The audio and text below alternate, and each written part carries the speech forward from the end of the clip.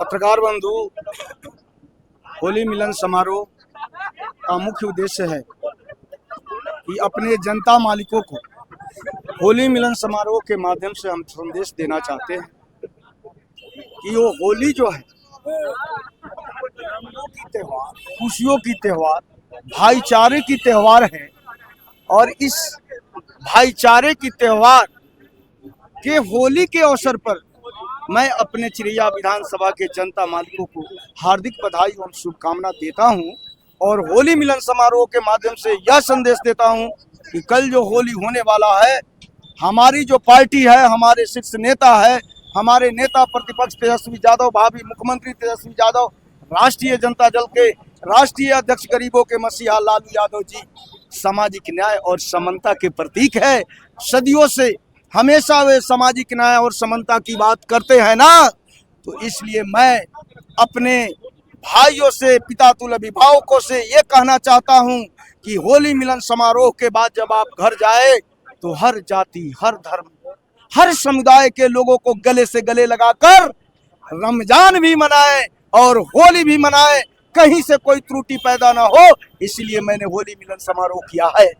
आप जानते हैं ना पत्रकार बंधु, होली जो मनाया जाता है एक रंग से तो नहीं मनाया जाता, हर रंग की अहमियत होली में होती है।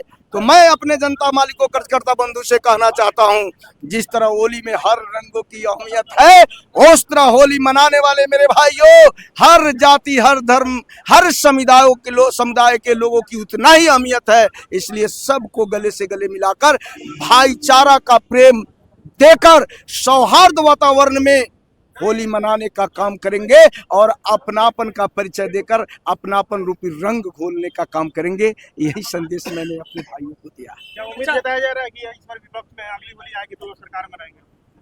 उम्मीद जताने की क्या बात है, जनता मालिकों की आगाज, जनता मालिकों की आवाज जो बिहार की धरती पर गूंज रहा है, यह बता दिया है कि आने वाला समय में महागठबंधन की सरकार होगी, तेजस्वी यादव मुख्यमंत्री होंगे, नया बिहार बनेगा, बिहार बचेगा। बिहार के हमारे नौजवान जो आज बेरोजगार बनकर रोड पर घूम रहे हैं, उनको रोजगार और नौकरी मिलेगा। माताएं और बहनें जो अपने मालिकों, अपने पुत्रों के मुंह देखने का काम करती है कि वो लोग मेरा पैसा देंगे तो मेरा काम चलेगा। तो माई बहन योजना आप जानते हैं ना, माई बहन मान योजना की आगाज यह साबित करके बता दिया है कि आने वाला समय में तेजस्वी यादव मुख्यमंत्री होंगे।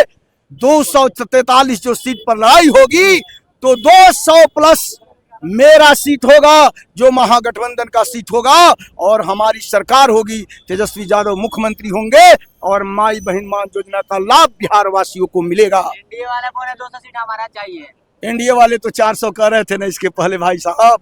पत्रकार बंधु, उन्होंने तो कहा दिया था कि 400 पार, 400 पार। अगर 400 पार की जहां बात थी तो वो तो 236 पर सिमट कर रह गए।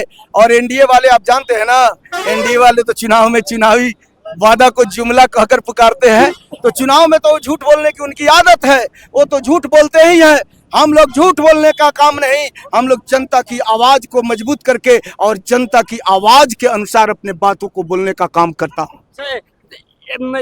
मतलब बताइएगा, आज तक ले जनवरी भी बीता और सरस्वती पूजा भी बीता और ये होली भी बीत रहा है, लेकिन बीपीएससी के अभ्यर्थियों के लिए तीनों में से कुछ भी नसीब नहीं हुआ। उसके लिए क्या बोलिएगा आप?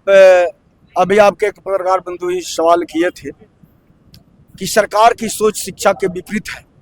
आप ही पत्रकार बंधु बताइए ना।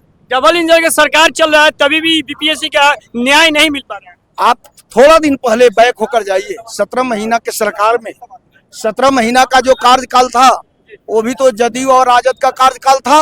उस समय में भी बीपीएससी ने परीक्षा लिया था, उस समय में भी बहुत सारी परीक्षाएं समय हुई थी। क्या सवाल आउट का कभी आप लोगों ने देखा था? कहीं सवाल आउट नहीं हुआ, क्योंकि तेजस्वी यादव का सोच था शिक्षा को आगे बढ़ाने का, शिक्षा को मजबूत करने का, स्वास्थ्य को अच्छा ढंग से सजाने का। लेकिन जो ही 17 महीना के कार्यकाल के बाद ये डबल इंजन की सरकार, जदयू और भाजपा की सरकार हुई, तो मेरे बच्चे की मेरिट को छीनने का काम किया है। और इन लोगों ने सवाल आउट नहीं किया है। ये चाहते हैं कि गरीब का बेटा मेरिट रहते हुए रोड पर घूमने का काम करे, बेरोजगारी की नुक्सा खाते रहे, लेकिन जो पैसे वाले का बेटा है वो पैसे देकर बिना मेरिट का वो अफसर बन जाए। यह इस डबल इंजन जदयू और भाजपा की यह सोच है, ये मानसिकता है। वो गरीब को गरीब रहने देना चाहता है और वो पूंजीपति की सरकार है, वो पूंजीपति का ही सिर्फ बात करता है।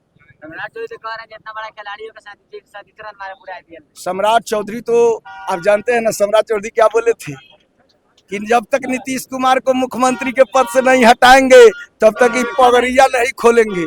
पगड़िया खुल गया और नीतीश कुमार मुख्यमंत्री के पद पर रह गए। तो वैसे झूठ बोलने वाले उप मुख्यमंत्री की बात क्या करते हैं। मुख्यमंत्री की मानसिक स्थिति खराब हो गया है और साथ साथ उप मुख्यमंत्री का भी मानसिक स्थिति हमको लगता है ठीक नहीं है। बोलना चाहिए कुछ और सम्राट चौधरी कुछ बोलते हैं कुछ और ये तो हमारे मुख्यमंत्री जी की मानसिक संतुलन बिगड़ चुका है, तो कुछ तो बोलते ही रहते हैं। बेटा भी एंट्री कर रहे हैं नीतीश कुमार जी का, नीतीश कुमार के बेटा जी अगर एंट्री करते हैं तो हम लोग इसके लिए उनका स्वागत करते हैं। हम लोग को इसका क्यों तकलीफ होगा भाई।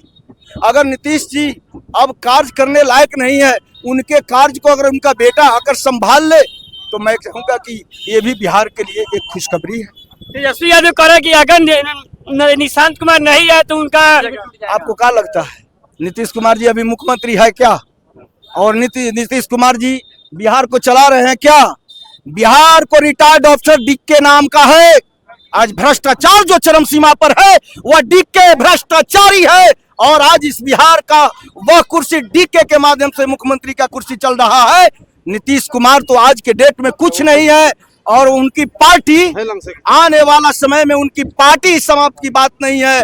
मुख्यमंत्री को एक पिंजरे में जकड़ लिया गया है और अपनी बात बोलकर मुख्यमंत्री से उल्टा सीधा बोलवाने का काम किया जाता है, इसलिए कि मुख्यमंत्री आज के डेट में मुख्यमंत्री कब्जा में भाजपाइयों का हो चुके हैं। उनकी पार्टी को भी ध्वस्त करने के लिए भाजपा एड़ी चोटी लगा दिया है।